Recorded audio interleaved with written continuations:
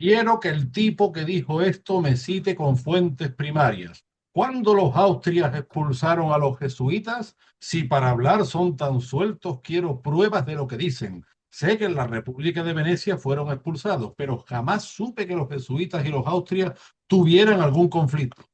Bueno, así me interpelaba en mi humilde canal usuario, ¿no? Con estas maneras tan educadas.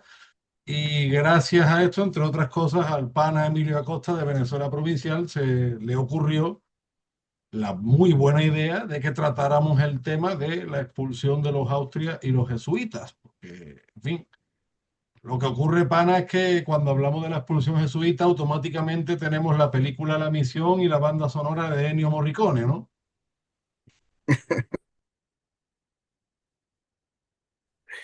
Y los malvados Borbones. Exactamente, ¿no? Entonces, bueno, pues queríamos aclarar un poco este tema, que es bastante más complejo, y no es por hablar de buenos y malos, sino que vemos además que es un tema muy recurrente, lo fue en la película Hispanoamérica, lo hemos hablado también con el maestro Jorge García Ruiz, porque además se nos dice que luego de la expulsión de los jesuitas como que hubo una interrupción absoluta de la labor de las misiones, en fin, y este argumento se está utilizando para justificar otros posteriores. Y vemos además que este argumento para no se sostiene con la documentación que manejamos, ¿no es cierto?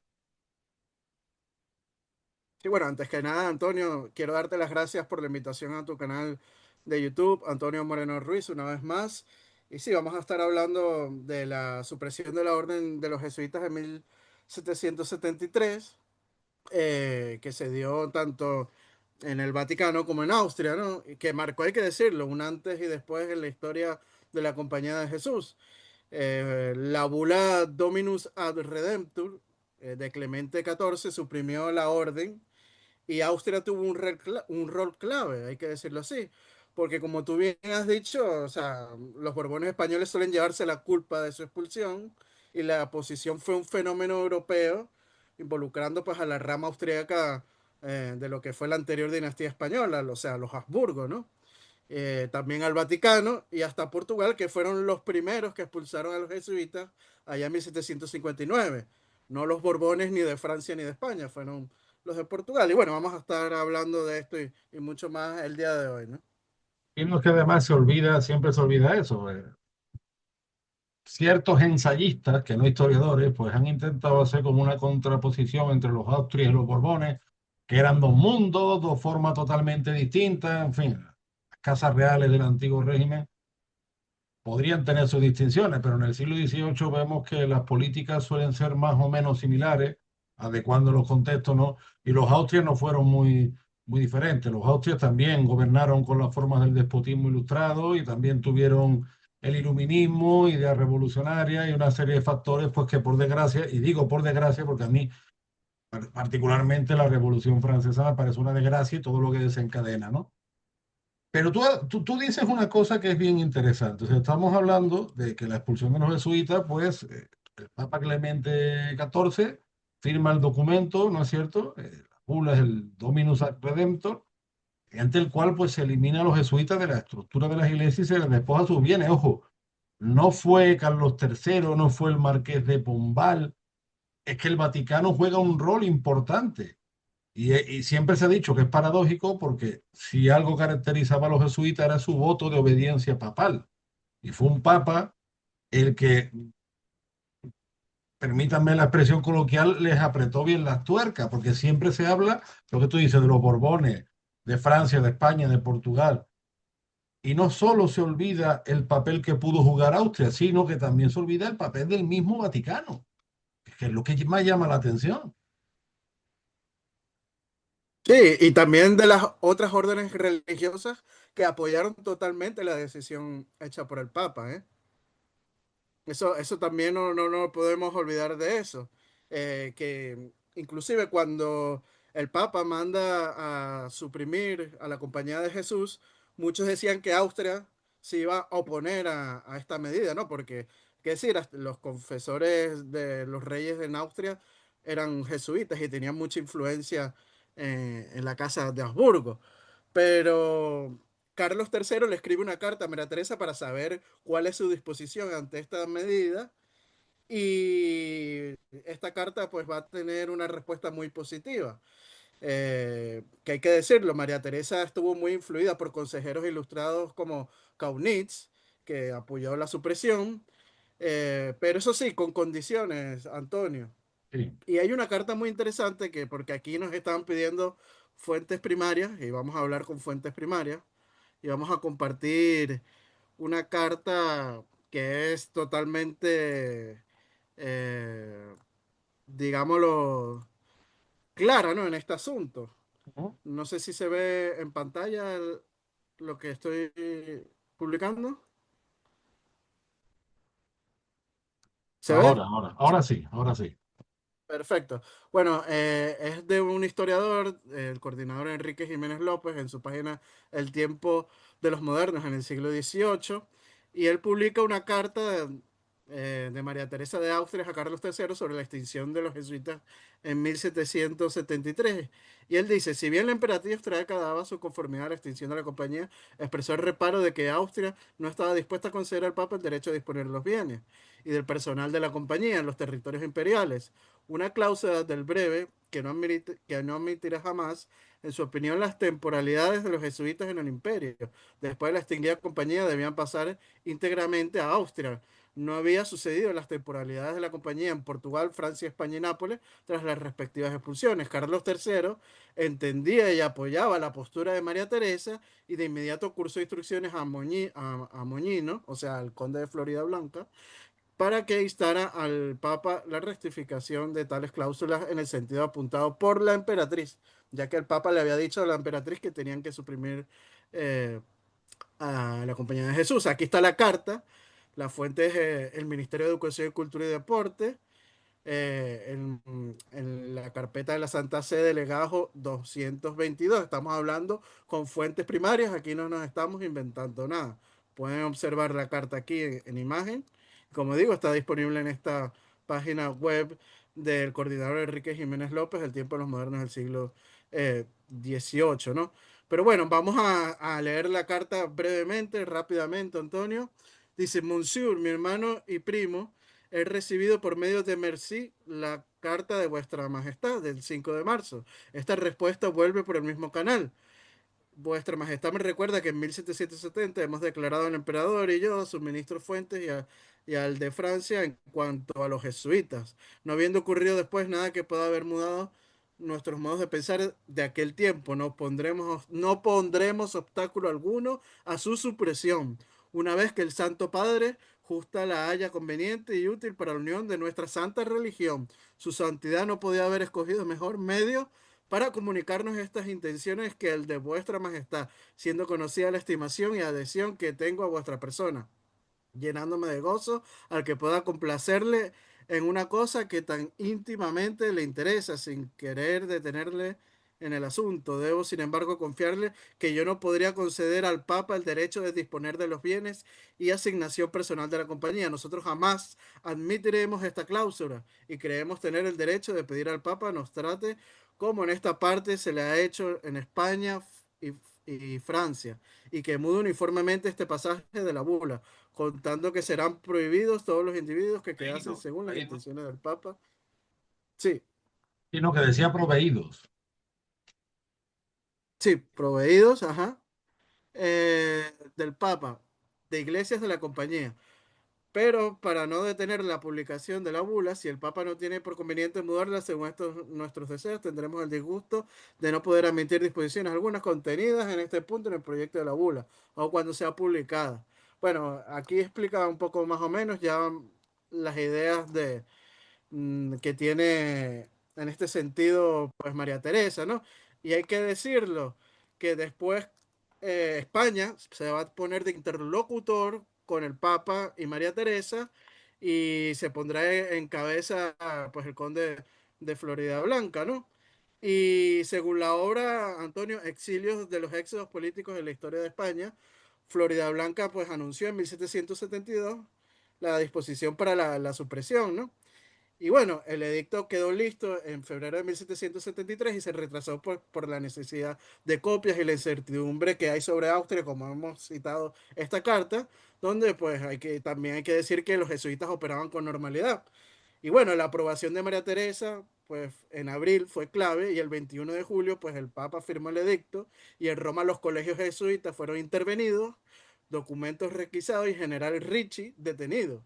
Y en Austria, pues los bienes se usaron para las reformas educativas. Si quieres, como quieren que hablemos con fuentes, vamos a citar pues la obra de los historiadores Jordi Canal y Jaime Contreras, los exilios, los éxodos políticos en la historia de España. Y dice lo siguiente, Antonio, con tu permiso. Y preocupaba la respuesta de Austria, pues María Teresa había desmarcado de las campañas antijesuíticas y en sus territorios la compañía seguía ejerciendo con normalidad sus funciones espirituales y educativas. Se temía que si Austria se oponía a la supresión, el Papa nunca extinguiría la compañía. Carlos III personalmente informó del borrador del breve en febrero y la respuesta de Viena, esperada con expectación, no llegó hasta el 18 de abril. La emperatriz daba conformidad con un reparo. Los bienes de los jesuitas en el imperio pasarían a las manos de Austria y no al Papa, como decía el borrador del breve. Es decir, el destino de las propiedades temporales de los jesuitas debían pasar al soberano allí donde existiesen, tal como habían quedado los bienes de los jesuitas expulsados en España, en Francia, en Nápoles y en Portugal, al igual que iban a quedar a disposición de los papas los bienes de la compañía en los estados pontificios. Y bueno, hay que decirlo, al final fue suprimida la Compañía de Jesús por el Vaticano y por Austria finalmente, ¿no? Una de las cosas que más me llama la atención de la carta de María Teresa, que es lo tercero, cuando ella dice, no pondremos obstáculo alguno a su supresión una vez que el Santo Padre justa la haya, conveniente y útil para la unión de la santa religión. Ojo, o sea, porque yo esto lo considero importante porque siempre la propaganda que han esparcido diversos ensayistas, pues nos dice que los Borbones pues son satánicos, que son anticristianos, pero los motivos de la expulsión de los jesuitas fueron todo lo contrario. Más bien, en aquella época se entendía que los jesuitas, en nombre de la religión, se estaban dedicando a otras cosas. Y de hecho, en esto coincide Jorge García Ruiz y Francisco Núñez del Arco, los franciscanos en ese sentido, mucho menos preocupados por los intereses materiales y politiqueros, encajaban mucho mejor en el modelo de la monarquía hispánica y muchas misiones la continuaron ellos, incluso hasta la época de Carlos IV. Y otra cosa, que los Borbones y los Austrias, sobre todo los Borbones españoles y los Austrias, siempre se trataron como parientes, porque es que volvemos a lo mismo, como se nos ha vendido que eran como marcianos que venían de planetas diferentes. No, no. Felipe V tenía tres cuartos de Austria, pero Felipe V no es rey de España en razón de que fuera francés, ni Carlos I en razón de que fuera alemán. Es porque ambos eran descendientes de los reyes de Castilla. Es que lo mal que se explica y lo mal que por desgracia se comprende muchas veces cómo funciona el antiguo régimen, y más si queremos el antiguo régimen hispánico, yo creo que esto genera después consecuencias muy negativas y genera una incomprensión total. O sea, los Borbones españoles siempre se trataron de pariente con los Austrias porque lo eran. Y de hecho lo que hemos hablado otras veces, los Borbones, al igual que sus antepasados Austria españoles, fueron entusiastas devotos de la Inmaculada Concepción, ¿no? O sea, que es que aquí, en esta misma carta, vemos, por la unión de la santa religión, o sea, no sé, la expulsión de los jesuitas muchas veces siempre se ha dicho, no, que si el iluminismo, que si el satanismo. Yo creo que es que eso es una manera muy superficial y peliculera de intentar, ¿no? Estereotipar este proceso tan complejo.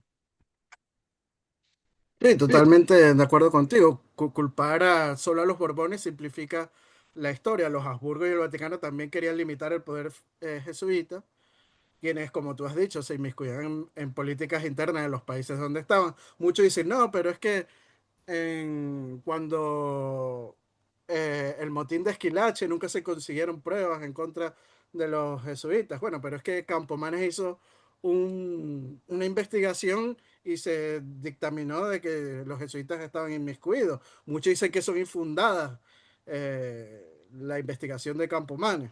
Pero bueno, entonces vámonos a las guerras guaraníticas del Paraguay, que fueron, hay que decirlas, impulsadas por los jesuitas. Había un jesuita alemán llamado Hans, que estuvo al frente de esa resistencia de los indígenas a cambiar a la soberanía portuguesa, ¿no?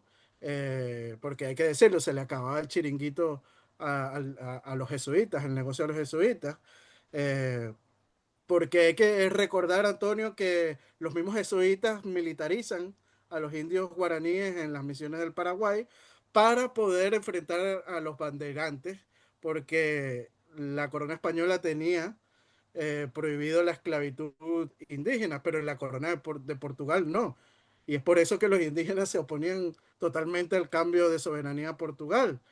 Y bueno, los jesuitas iban a perder sus chiringuitos y arman a los indígenas para hacer frente a esto.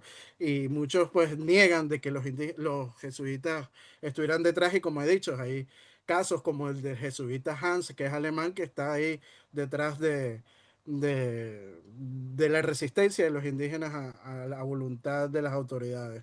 Y también hay que recordar, Antonio, que los jesuitas en el Río de la Plata tenían más de 2.000 esclavos africanos, Esa es justamente otra. porque España prohibía la esclavitud de los indígenas y ellos empezaron a importar esclavos africanos. Que ojo, muchos dicen, pero es que las demás órdenes también tenían esclavos, pero es que las demás órdenes jamás llegaron a esos números tan amplios como tenían los jesuitas en las misiones. O sea, estamos hablando de nada más de 2.000 en el Río de la Plata y 400 en la región de Córdoba, ¿no? Al norte de Argentina. O sea, son números ampliamente, no estamos eso sin meter al resto de la América Española, ¿eh? Claro, es que tenemos en cuenta que una de las preocupaciones de los jesuitas era siempre tener un excedente económico. ¿Por qué? Porque ellos decían, no, con ese excedente económico fundamos más misiones. Bueno, eso era verdad en parte. Y tampoco vamos a decir que todos los jesuitas fueran demonios, porque otras veces lo hemos dicho, los jesuitas tenían mucho mérito. Por ejemplo, de las misiones guaraníticas, nadie quería ir allí y ellos se metían donde nadie quería. Luego los jesuitas han dado grandes hombres de ciencia, ¿no? O sea, no vamos a decir que todos fueran demonios. El tema está claro. Yo entiendo que los guaraníes y otros pueblos amerindios prefirieran estar con los jesuitas antes que con los portugueses. No me cabe la menor duda. Pero cuidado con idealizar, por ejemplo, las misiones jesuitas porque tenían un régimen de trabajo que era bastante duro. Si es verdad, oye, que convirtieron una zona inhóspita en una gran fábrica de instrumentos, de talleres que tienen su mérito, ¿no? Pero el tema de buscar siempre el excedente económico les ha llevado a ese tipo de cosas, bueno, y además, entre otras, el negocio del tráfico de esclavos, ¿no? Es lo que decimos siempre, pana, hay que contarlo todo, no contar solo la parte que te interesa o ponerlo como una película con una banda sonora muy bonita.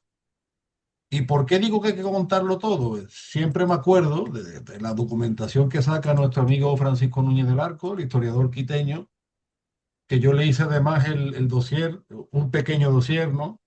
Sobre esta parte de los Borbones y el discurso que después viene con la independencia y demás. Entonces, Francisco saca un par de documentos que a mí me parecen muy interesantes y justo de la época que estamos hablando. El primero es de José Nicolás de Azara, que es el procurador de la Embajada de los Reinos de España en Roma, y estamos hablando del año 1770.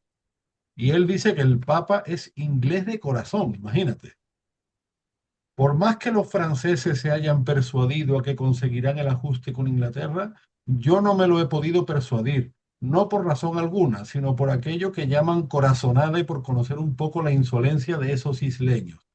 No quiero poner a la parte con esto las instigaciones de los jesuitas para soplar el fuego contra los Borbones, como que esa es la única venganza que queda a la gente más vengativa del mundo, porque decir esto parecería proposición de jansenista.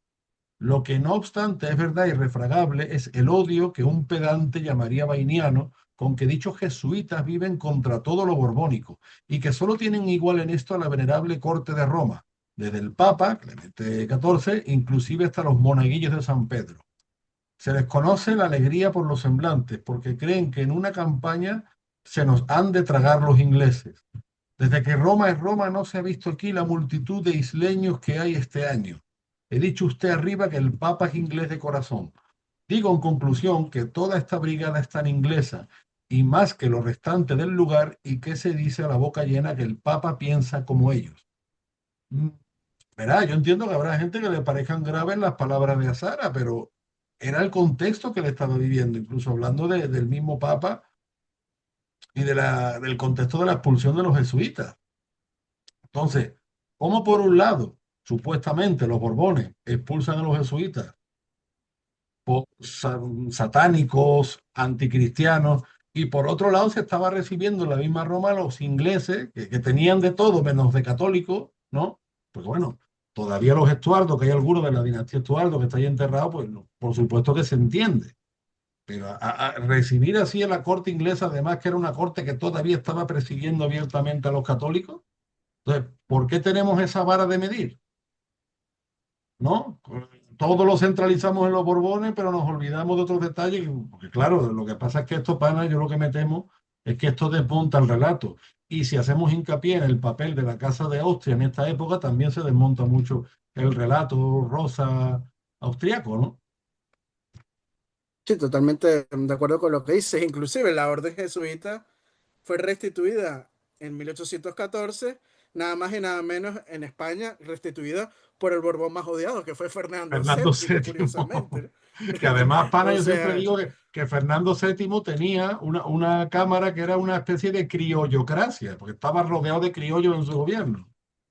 sí, bueno, el confesor de él, Blas Ostolaza, era peruano, hay que decirlo de esa manera. Pero bueno, yéndonos al tema central que nos atañe el día de hoy, pues la expulsión de los jesuitas en Austria, coordinada con Carlos III y el papado, pues revela un esfuerzo en conjunto pues de las monarquías europeas, porque hay que decirlo, no solamente fue España quien expulsó a los jesuitas, y también, bueno, de las monarquías europeas y el Vaticano, siendo, como hemos dicho anteriormente, apoyado abrumadoramente por otras órdenes religiosas, como pueden ser los franciscanos, como pueden ser los capuchinos, entre otras, ¿no?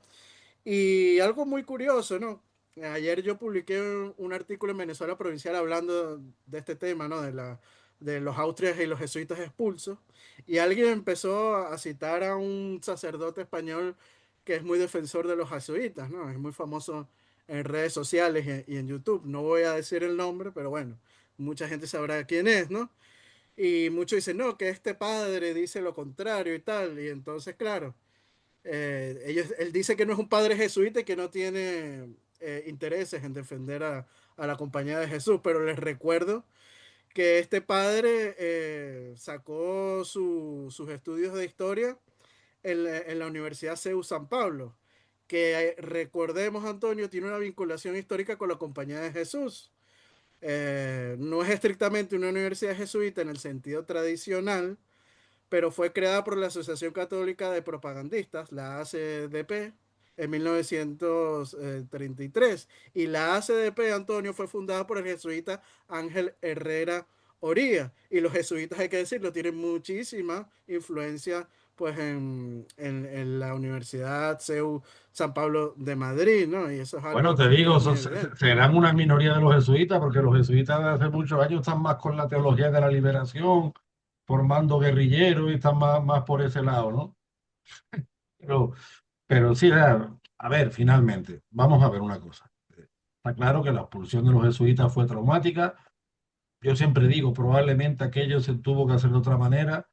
Pero bueno, de ahí a decir pues que los Borbones eran todos satánicos y que los jesuitas eran unos santos varones y que Austria era un paraíso en la tierra, eso, ese tipo de barbaridades yo creo que ya han llegado demasiado lejos. Pero es que además vuelvo otra vez a analizar el contexto, pana. Fíjate lo que decía, o sea, si José Nicolás de Azara decía esto en 1770, 4 años antes, en 1766, Manuel de Roda y Arrieta, que era ministro de Gracia y Justicia, dice, creo que se habrá usted escandalizado al oír y ver el modo con que esa corte, se refiere a la corte de Roma, se porta con el príncipe de Gales, Carlos Estuardo, por respetos al rey Jorge III. Vea usted si conviene hoy la doctrina de los que aconsejan en Monte Cavallo, el Palacio del Papa, con la de Belarmino, Mariana, Suárez, etcétera, y con la que siguió Sixto V y sus antecesores, queriendo despojar de la corona a los soberanos de Inglaterra y de Francia con pretexto de la religión, y haciendo ilícita la desobediencia de sus vasallos, los regicidios y todo lo demás que usted ha leído y sabe. Yo fui testigo del extraordinario cortejo con que ahí se trató al duque de York, hermano de Jorge III, y en otro tiempo nos hubieran excomulgado a todos los que hablásemos con un príncipe hereje. Es gran cosa la doctrina acomodaticia, se refiere a la doctrina en ese caso de Roma y el Papa, y la ciencia media. O sea, vuelvo a lo mismo que te decía antes. Por un lado, aquí somos todos muy puristas, ¿no? Los Borbones ateos, los Borbones iluministas, pero por otro lado, lo que dice Roda y Arrieta, bueno, a gente seglar se lo hubiera excomulgado solo por hablar con un príncipe hereje, pero estos eran bien recibidos en el Vaticano. Y esto casa mucho, si lo fijas, con la ideología nacionalista que se va formando en el siglo XIX y también en el siglo XX, cuando como que había una especie de pureza americana que los malvados impíos europeos estaban destruyendo. Pero esa supuesta pureza no era tanto cuando los ingleses eran aliados y los ingleses ponían dinero y después los ingleses acabaron dictando política, porque esos ingleses que apoyaron la secesión de América, no era, la gran mayoría no eran católicos, más bien al contrario, incluso anticatólicos. Católico habría mercenarios irlandeses o algún mercenario alemán, pero muy poco más. Entonces, al final te das cuenta que todo esto es encajar un relato a la fuerza, pero es un relato, no es historia. No, y otro relato o otro mito también es que los jesuitas están detrás de las independencias hispanoamericanas, ¿no? Por la expulsión de los jesuitas es que se dan las independencias en América y eso es totalmente falso, hay que decirlo así. O sea, estamos hablando de una expulsión en 1767 en España y las independencias se dan prácticamente desde 1810 en adelante. Ha pasado prácticamente 50 años de separación entre uno y otro hecho. Es como que si empezamos hoy en día, con lo que hace la izquierda, echarle la culpa a Franco, ¿no? De lo que pasa hoy en día en España. Es prácticamente lo que están haciendo en este sentido, ¿no? Inclusive hay trabajos como el de Manuel Hernández González que desmienten que los jesuitas hayan influido en personajes por lo menos como Francisco de Miranda, ¿no? Él dice que no existe ninguna conexión entre los jesuitas ni Francisco de Miranda y que todo esto ha sido infundado por una mitología que quiere achacarle a los jesuitas la independencia de América. Que por cierto, Antonio, curiosamente, los jesuitas no regresarán a Venezuela y a muchos países de América hasta el siglo XX. En Venezuela hasta 1916, ¿eh? Fíjate. O sea, y Es que, en 1814 ya estaban de regreso en España peninsular. pero eso es interesante porque tiene sentido con lo que dice Roda y Arrieta. Al principio del siglo XIX, hoy más tarde, se puso como de moda decir que los secesionistas americanos, eh, apoyados también por muchos españoles europeos, no todos los hispanoamericanos eran secesionistas, pero bueno, vale, que se apoyaban en las doctrinas del padre Mariana, se adoptaban en las doctrinas del padre Suárez, ¿no? Que ellos no eran revolucionarios, pero bueno, es lo que dice Roda y Arrieta. Acudimos a esas doctrinas sobre el tiranicidio o el regicidio en nombre de la religión y luego estamos recibiendo, ¿no? Con alfombra roja a príncipes herejes para lo que nos conviene. Es que al final te das cuenta de que es encajar un relato de Francisco de Miranda. Y por cierto, estoy deseando de leer el artículo de don Manuel, al que le mandamos un saludo. Y de Francisco de Miranda, sí es verdad que siempre se ha dicho que contactó con los jesuitas, incluso que había presencia jesuita no solo en Italia, sino también en Inglaterra o en Rusia. Pero bueno, si don Manuel lo ha investigado, la verdad que estoy deseando leerlo porque seguramente eso aclarará muchas cuestiones Sí, también. bueno, tenemos un podcast aquí en Venezuela Provincial para quien quiera verlo también, ¿eh? Ah, mira, pues uno de los que tengo pendientes, pana. Pues bueno, sí, al final, bueno, hay que decirlo, yéndonos al tema central de hoy, que es la expulsión en Austria de los jesuitas. Hay que decirlo, fue una coordinación entre todas las monarquías europeas y el Vaticano, y al final, pues, se fue apoyada abrumadoramente, hay que decirlo así, por todos los territorios europeos. Pues sí, es verdad que unos sucesos complejos, como decimos, no se trata tampoco. Sí, es verdad que nosotros quizás hemos sido cañeros con este tema, pero porque es que ya llega un momento que te fastidia. Y te fastidia el discurso, porque Ujú. además es un discurso siempre y no falla, pana. Este discurso va encaminado a justificar a determinados libertadores, muy entre comillas, sobre todo a San Martín, que es el poli bueno de la historia de los libertadores, cosa que no es histórica. O sea, es un relato propagandístico, ideológico, pero que no no casa con los hechos, ¿no? Y lo que hay que hacer es analizar los hechos en su complejidad. Eh, el mundo misional no acabó, continuó incluso hasta la época de Carlos IV. Bueno, los jesuitas, como tú bien dices, acaban regresando con Fernando VII. Por tanto, Fernando VII, ya que muchos sanmartinianos y bolivarianos son tan jesuíticos, no se entiende ese odio a Fernando VII, que fue el que lo regresó, mientras que sus repúblicas tardaron más, ¿no? Pero bueno, lo dicho, pana, es un puzzle encajado a la fuerza. Es como cuando quieres coger un rompecabezas o como cuando Sí, quieres hacer el cubo de Rubik y no te cuadra y lo lanzas contra la pared, algo así, ¿no? Pero nosotros lo que siempre decimos, tú desde Venezuela Provincial, que por cierto yo siempre invito a que le den me gusta y se suscriban en Venezuela Provincial en Facebook, en Instagram y en YouTube. Y lo que yo digo desde mi humilde canal, o digo en Twitter como Andaluz Indiano, o en página Antonio Moreno Ruiz en Facebook, es que los hechos son complejos y que hay que analizar y ponerlos en una balanza. Y analizarlos además, como bien dice el profesor Tomás Pérez Bejo, otro gran historiador de cabecera, como una monarquía compuesta, que otra falacia que estoy escuchando últimamente es que la monarquía compuesta solo era con los Austrias y no con los Borbones. Pues con los Borbones, España siguió siendo una monarquía compuesta y en ese sentido me parece mucho más contrastada la investigación de Tomás Pérez Bejo al respecto. E incluso, como dices tú, que muchas veces con los Borbones lo que hubo fue todavía una mayor descentralización. Pero bueno, el tema este de los jesuitas, pana, ocupa muchas portadas.